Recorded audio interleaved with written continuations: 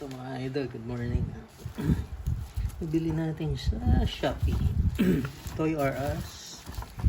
Ito ay worth 290 pesos. Tingnan natin yung ating nabili sa Shopee kung maganda nga ba yung ito mga guys, ano lang to,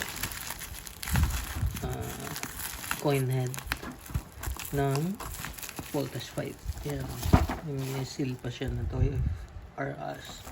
Tapos may fragile. Tingnan natin kung safe ba yung ating binili.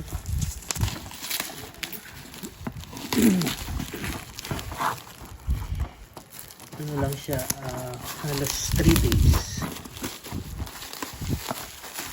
Unboxing tayo ng ating nabili kung worth it ba o hindi.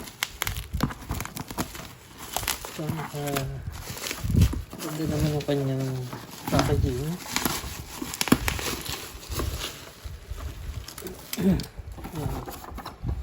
Toy R Us.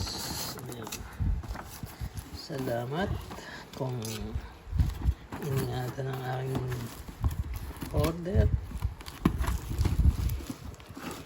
Actually, marami na ako nabili dito sa Toy R Us. Lalo nung pandemic, dami nilang sale na product. Ayan.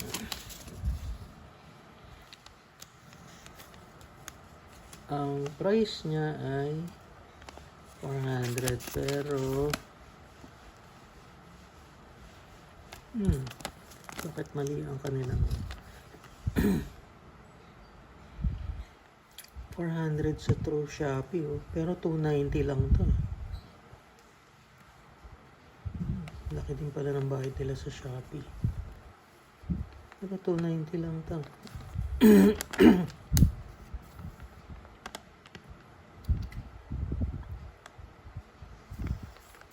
Buksan na natin. Anyway, basta 290 lang ang binayad ko dito. Tingnan na natin. Maganda yung packaging niya. Naka bubble wrap. Ito yung bali coin, ano to,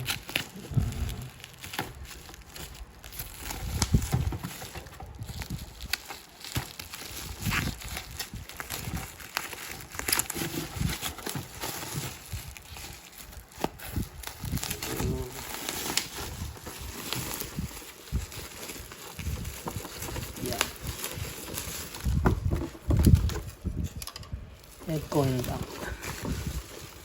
Uy, ang original price niya ay 440 pero sale 290.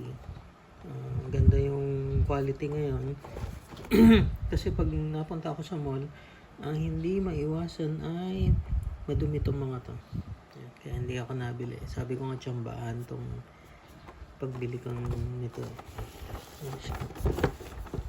Ang ganda naman ng kahon. Wala siyang defect, walang piyaot. Yan. Salamat Toy R Us sa Shopee. Yan. Additional collection na tayo mga boxing. Ayan ang ating mga collection. Yan. Salamat sa panonood. Sana may nakuha kayong tip para sa pagbili sa Shopee. Maraming salamat. Please like and share at paki-subscribe ang aking channel. Salamat. God bless.